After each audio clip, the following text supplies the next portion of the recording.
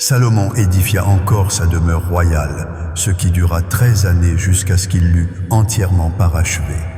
Il construisit d'abord la demeure de la forêt du Liban, longue de 100 coudées, large de 50 coudées et haute de 30 coudées. Elle reposait sur 4 rangées de colonnes de cèdre majestueux, et il y avait des poutres de cèdre sur les colonnes. On revêtit de cèdre les chambres qui portaient sur les colonnes et qui étaient au nombre de 45, 15 par étage. Il y avait 3 étages, à chacun desquels se trouvaient des fenêtres les unes vis-à-vis des autres. Toutes les portes et tous les poteaux étaient formés de poutres en carré, et à chacun des 3 étages, les ouvertures étaient les unes vis-à-vis des autres.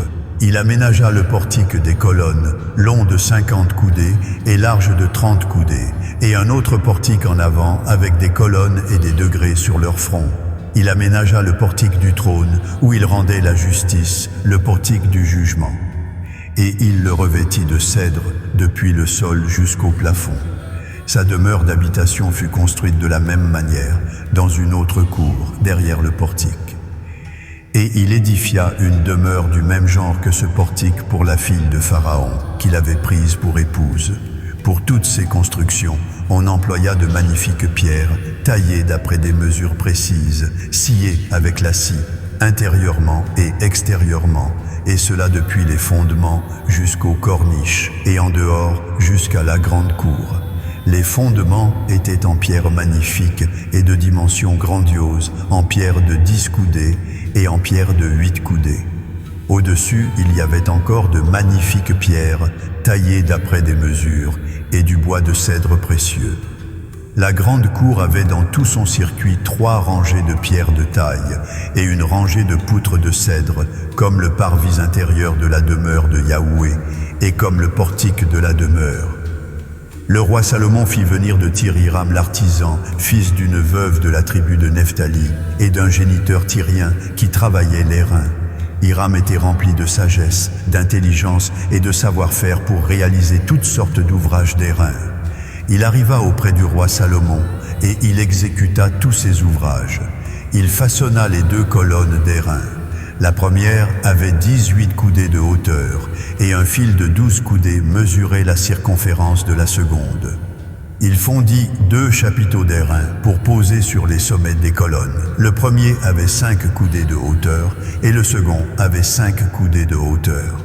Il réalisa des treillis en forme de réseau, des festons façonnés en chaînettes pour les chapiteaux qui surmontaient les colonnes, 7 pour le premier chapiteau et 7 pour le second chapiteau.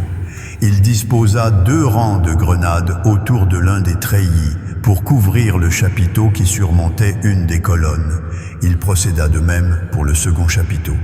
Les chapiteaux qui surmontaient les colonnes dans le portique figuraient des lits et mesuraient 4 coudées. Les chapiteaux placés sur les 2 colonnes étaient entourés de 200 grenades en haut, près du renflement qui se trouvait au-delà du treillis. Il y avait aussi 200 grenades disposées autour du second chapiteau. Il dressa les colonnes dans le portique du temple. Il dressa la colonne de droite et la nomma Jakin. Puis il dressa la colonne de gauche et la nomma Boaz. Il y avait sur le sommet des colonnes un travail figurant des lits. Ainsi fut parachevé l'ouvrage des colonnes. Il façonna la mer de fonte. Elle avait 10 coudées d'un bord à l'autre, une forme entièrement circulaire, 5 coudées de hauteur et une circonférence que mesurait un cordon de 30 coudées. Des coloquintes l'entouraient au-dessous de son bord, 10 par coudée, faisant tout le tour de la mer.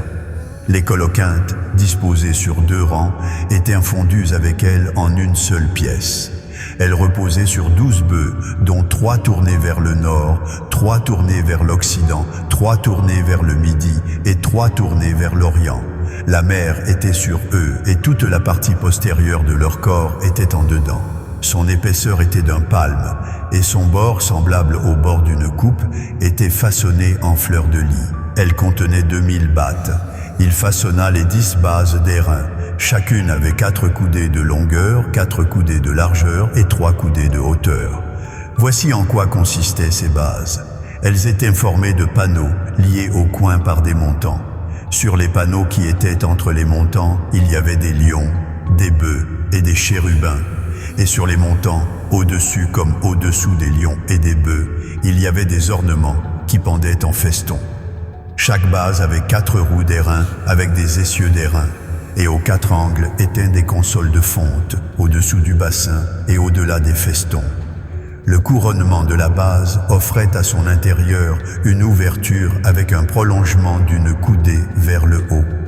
Cette ouverture était circulaire, comme pour les ouvrages de ce genre, et elle avait une coudée et demie de largeur. Il s'y trouvait aussi des sculptures. Les panneaux étaient carrés et non arrondis. Les 4 roues étaient sous les panneaux et les essieux des roues fixés à la base. Chacune avait une coudée et demie de hauteur. Les roues étaient façonnées comme celles d'un char. Leurs essieux, leurs jantes, leurs raies et leurs moyeux, tout était de fonte. Il y avait aux 4 angles de chaque base 4 consoles d'une même pièce que la base. La partie supérieure de la base se terminait par un cercle d'une demi-coudée de hauteur et elle avait ses appuis et ses panneaux de la même pièce. Il grava sur les plaques des appuis et sur les panneaux des chérubins, des lions et des palmes, selon les espaces libres et des guirlandes tout autour.